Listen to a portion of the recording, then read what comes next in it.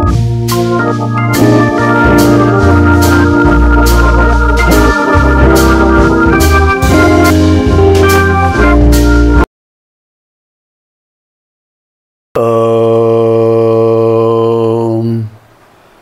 గురుభ్యో నమః.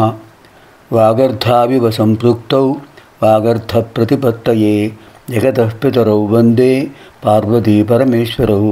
శృతిస్మృతిపురాణానాం ఆలయం కరుణాలయం నమామి భగవత్పాదం శంకరం లోకశంకరం.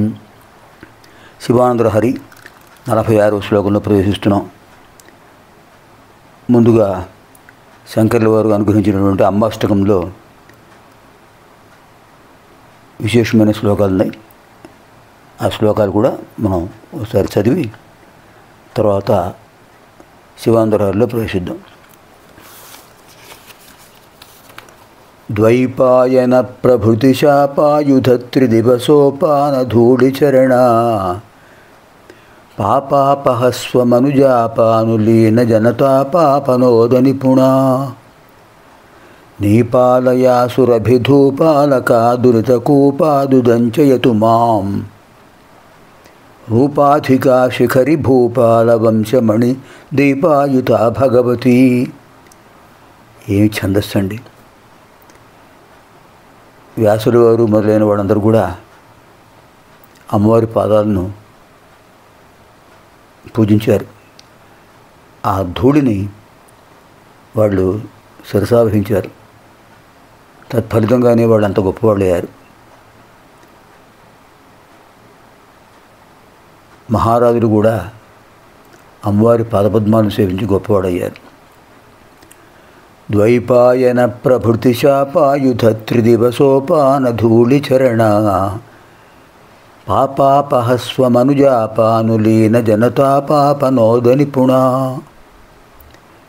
నీపాలయాసురభిధూపాలక దురితకూపాదుదంచయతు మాం రూపాధికా శిఖరి భూపాల వంశమణి దీపాయుత భగవతి. 46వ శ్లోకం. ఆకీర్ణే నఖరాజికాంతి విభవైరుజ్యత్ సుధావైభవైః ఆదౌ తేపి చ పద్మరాగలలితే హంసవ్రజైరాశ్రితే నిత్యం భక్తివధూగణైశ్చ రహసి స్వేచ్ఛావిహారం కురు స్థిత్వా మానసరాజహంస గిరిజానాథాంఘ్రి సౌభాంతరే. హే మానసరాజహంస, గిరిజానాథాంఘ్రి సౌధాంతరే స్థిత్వా స్వేచ్ఛావిహారం కురు. రూపకాలంకారం. మానసరాజహంస సంబోధన. ఓ మనస్సు అనే రాజహంస, నఖరాజికాంతి విభవై, గోళ్ల కాంతుల యొక్క సౌభాగ్యంతో, ఆకీర్ణే నిండినటువంటి, ఉజ్జత్ సుధా వైభవై, అమృత బిందువులతో ప్రకాశించేటటువంటి, ఆధౌతే స్వచ్ఛమైనటువంటి, అపిచ ఇంకా పద్మరాగలలితే కెంపులతో అలంకరించబడినటువంటి, కెంపుల్లా ప్రకాశిస్తున్నటువంటి, హంసవ్రజై పరమహంసల సముదాయములతో ఆశ్రయించబడినటువంటి. ఇదే దేనికి విశేషణ ఇదంతా? గిరిజానాథాంఘ్రి సౌధాంతరే, ఆ పరమేశ్వరుడు యొక్క పాదములైనటువంటి ఒక ఆ సౌధంలో స్థిత్వా ఉండి, రహస్య ఏకాంతంగా భక్తి వధూగణైశ్చ, ఆ భక్తి అనే రాజహంసికల సముదాయాలతో నిత్యం ఎల్లప్పుడూ స్వేచ్ఛావిహారం కురు, స్వేచ్ఛగా సంచరించు. మనస్సు అనే ఓ రాజహంస గోళ్ల వరుసల కాంతి సంపదలతో కూడినటువంటిది, ప్రసరించే అమృత ప్రవాహంతో ప్రకాశించేటటువంటిది, పద్మరాగ మాణిక్యాలతో అందంగా కనిపిస్తున్నటువంటిది, పరమహంసల సముదాయముల చేత ఆశ్రయించబడినటువంటిది. అలాంటి పార్వతీనాథుడైన పరమేశ్వరుని యొక్క పాదపద్మం అనేటటువంటి సౌధంలో ఆ భవనంలో భక్తి అనేటటువంటి హంసికల సముదాయాలతో స్వేచ్ఛగా విహరించు.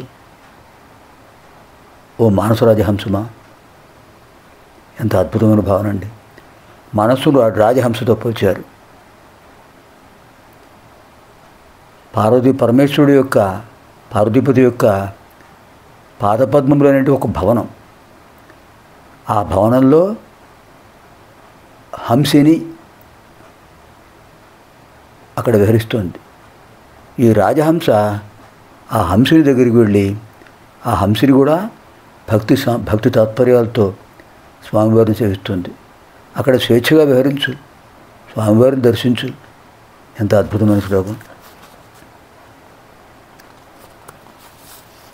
ఆకీర్ణే నఖరాజికాంతి విభవై ఉద్యత్సుధా వైభవై ఆధౌ తేపి చ పద్మరాగలలితే హంసవ్రజైరాశ్రితే నిత్యం భక్తివధూగణైశ్చరహసి స్వేచ్ఛావిహారం కురు స్థిత్వా మానసరాజహంస గిరిజానాథాంఘ్రి సౌధాంతరే.